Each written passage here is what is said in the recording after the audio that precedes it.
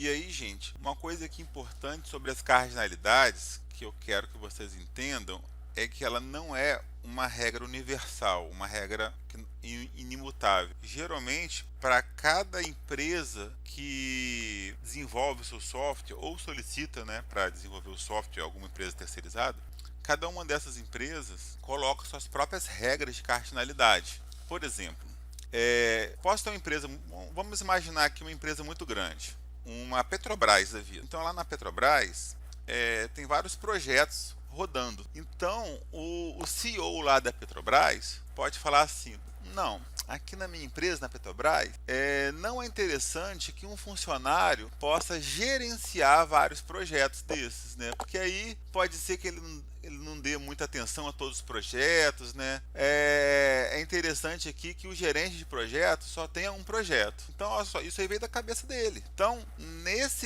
nessa cabeça dele aqui, que ele pensou isso, e para essa empresa, ele adotou a seguinte regra, que é essa daqui, ó. Nessa minha empresa, um funcionário pode estar relacionado, né, a gerenciar a 0 ou um projeto só. Então, ou você é um funcionário que está lá trabalhando, não gerencia nenhum projeto, ou você é um funcionário que está gerenciando um projeto. Então, olha a cardinalidade aqui como é que é. Ou é nenhum, ou é um só. Já para um projeto existir, ele tem que ser gerenciado por alguém, né? Então está ligado a só um funcionário aqui. Agora eu posso ter uma outra empresa, vamos botar aqui a Vale do Rio Doce. Lá na Vale, o CEO lá da Vale falou: não, aqui para mim é tranquilo, um funcionário está gerenciando vários projetos, né? Aqui eu acho de boa isso acontecer dessa forma. Então, para aquela empresa, já a cardinalidade é diferente. Lá na Vale, não estou dizendo que é assim não, tá, gente? Lá na Vale, só estou querendo só um exemplo. Então, lá na Vale, um funcionário pode gerenciar 0 ou vários projetos. Então, eu posso ter um funcionário que só vai lá trabalhar e não gerencia nada, que é a maioria deles, né, 95%. Ou posso ter um funcionário que gerencia um projeto só, e eu posso ter um funcionário que gerencia 3, 4 projetos. Enquanto um projeto só pode ser gerenciado por um funcionário. E aqui, gente, eu venho trazendo para vocês um exemplo de exercício para vocês estarem praticando aí a criação de diagramas de entidade e relacionamentos. Então aqui, cria um fragmento. O que é um fragmento? Um pedacinho só, porque um diagrama completo, ele vai ter ali 15 conjuntos de entidade. Daí para cima, né? Tem diagramas muito complexos, com 50, 80. Então, só quero um pedacinho, só para a gente começar a fazer exercícios aqui agora.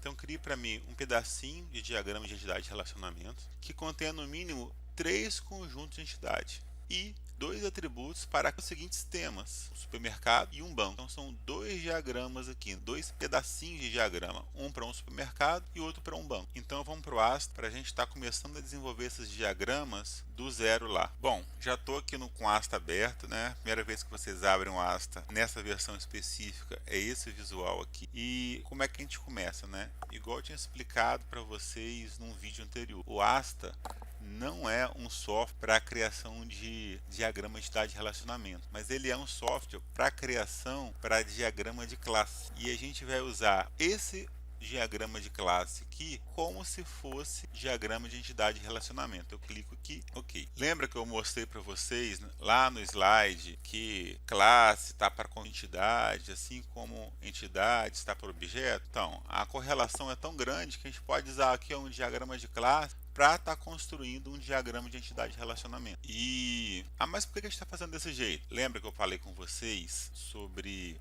Procurei vários softwares, a maioria dos softwares bons que tinham era pagos, eu não queria trazer uma solução de software pago para vocês. Softwares gratuitos, né, que eu vi não eram tão bons, eu achei melhor fazer aqui no Asta. Então é esse motivo que está levando a gente a usar o Asta, mas igual eu falei para vocês, isso aqui vai atender 100% do que a gente quer, né? Na verdade, ele faz até mais coisa do que a gente precisa. Então, para a gente desenvolver um fragmento de diagrama de entidade de relacionamento, com no mínimo 3 com entidade e 2 atributos em cada um, para um supermercado e para um banco. Vou começar com o supermercado. Eu quero 3 conjuntos de entidades.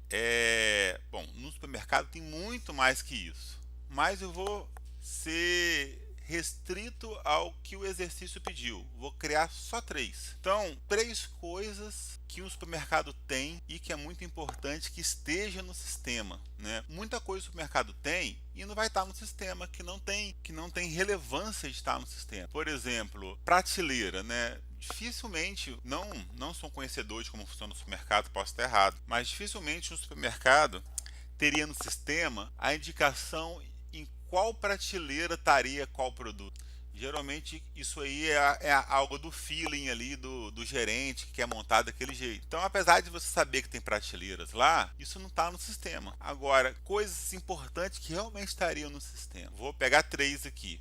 Funcionário tem que ter. Então, eu vou criar um conjunto de entidades chamado funcionários aqui. Eu vou clicar aqui, ó, nesse íconezinho da caixa de ferramentas aqui, clicar aqui, ó, ele já cria para mim o conjunto de entidades. E aí eu vou colocar o nome de funcionário, plural, igual eu tinha explicado para você. Depois eu vou trazer uma outra aula que vai ter essas regras de nomenclatura. E aí eu pedi lá, no mínimo, 2 atributos. Claro que o funcionário tem muitos atributos, né, para um supermercado. Eu só quero colocar 2 aqui para deixar mais fácil para vocês. Isso aqui é só um exercício didático, né? A gente não vai deixar, nunca colocaria assim no sistema.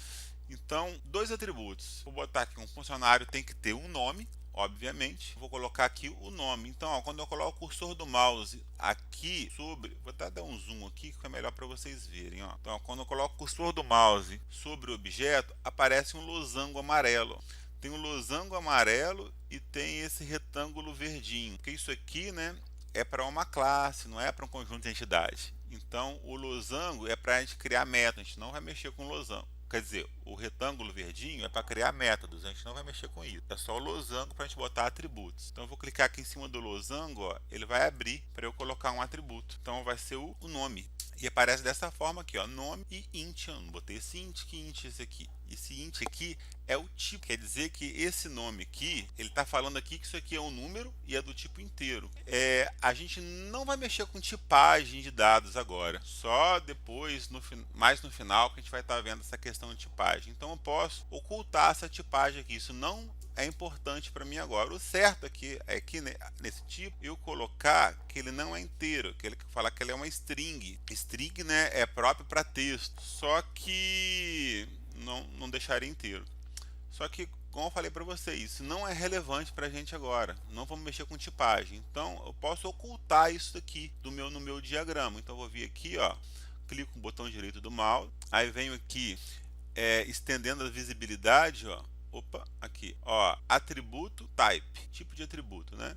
Não vou deixar visível, eu quero tirar essa visibilidade, né? Que para mim não importa o tipo de atributo agora. Então eu vou desmarcar isso para ficar só o nome mesmo. E aí eu preciso de 2, né? Então eu vou botar o nome do funcionário e eu vou botar aqui o CPF dele. CPF, pronto. Repara que CPF eu coloquei maiúsculo, né? A regra de nomenclatura. Eu fiz um conjunto de entidades. Falta fazer mais 2, né? Que eu pedi 3. Então vamos fazer mais 2 aqui.